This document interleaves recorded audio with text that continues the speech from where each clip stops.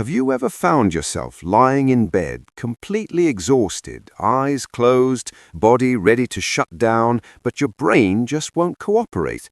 It starts replaying conversations, planning tomorrow, digging up random memories you didn't ask for.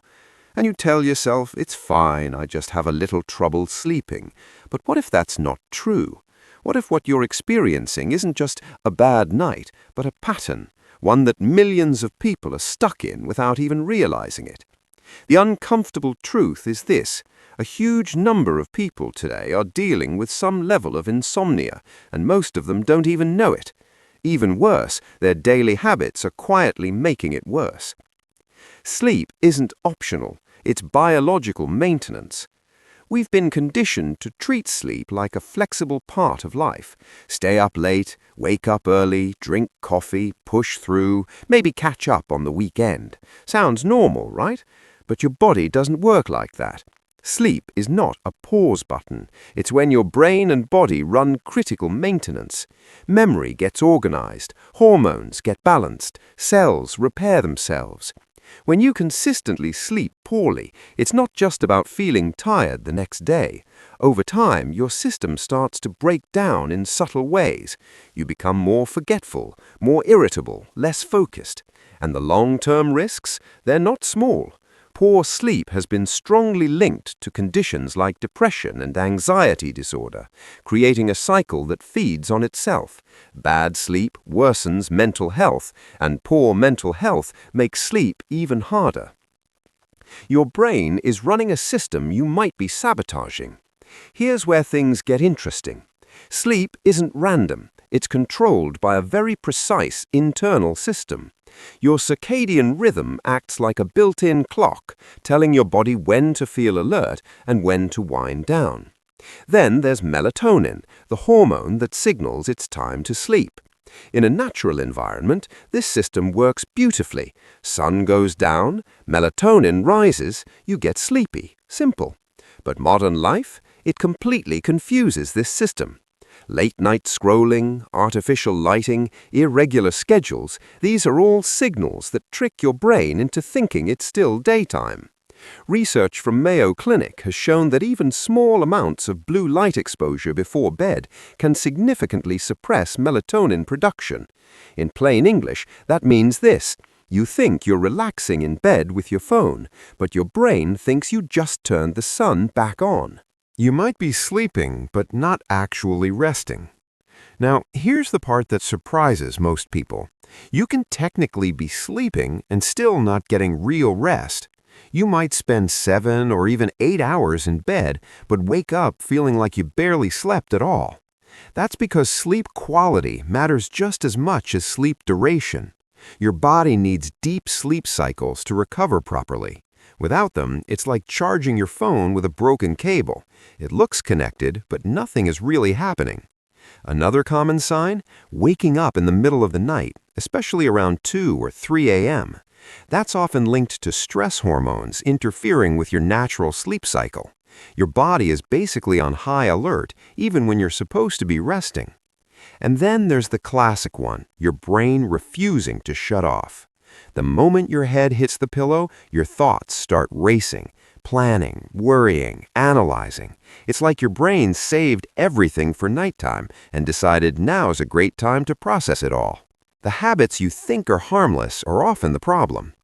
Let's talk about what's actually causing this, because it's usually not something dramatic. It's the small, everyday habits that add up. For example, using your phone in bed. It feels harmless, even relaxing, but that constant stream of light and information keeps your brain stimulated.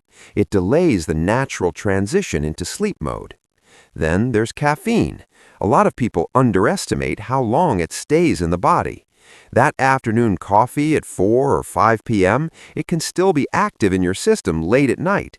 And your sleep schedule, if it's inconsistent, your internal clock never really stabilizes.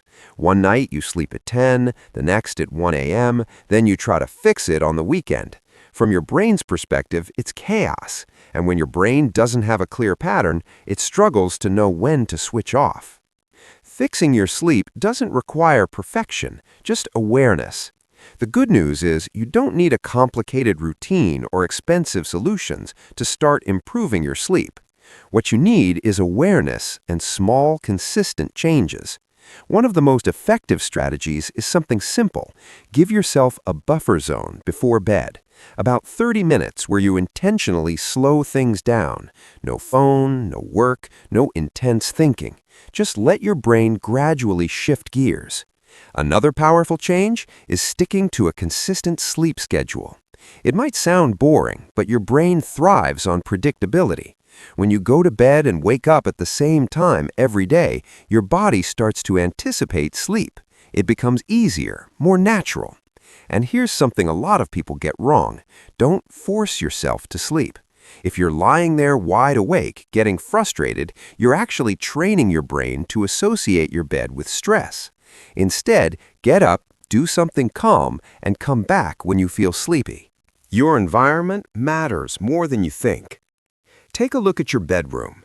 Is it really designed for sleep, or is it a mix of everything? Workspace, entertainment zone, snack area? Your environment sends signals to your brain.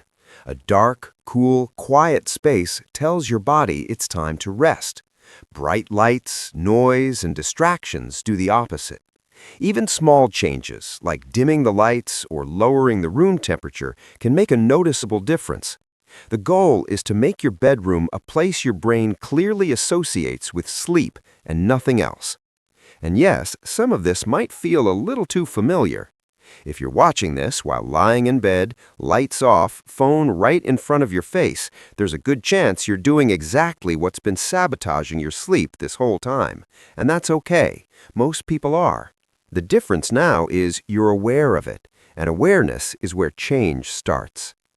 Better sleep isn't about doing everything. It's about doing something. You don't need to overhaul your entire life overnight. In fact, that usually doesn't work. What does work is starting small. Pick one habit, just one. Maybe it's putting your phone away 30 minutes earlier. Maybe it's cutting off caffeine after 2 p.m. Maybe it's going to bed at the same time tonight. Try it. See how your body responds. Because once you start sleeping better, everything else improves. Your energy, your focus, your mood, even your overall health. At the end of the day, sleep isn't a luxury. It's a foundation. And if that foundation is unstable, everything built on top of it becomes harder. So if you've been struggling with your sleep, don't ignore it. Pay attention to it. Because the way you sleep is shaping the way you live.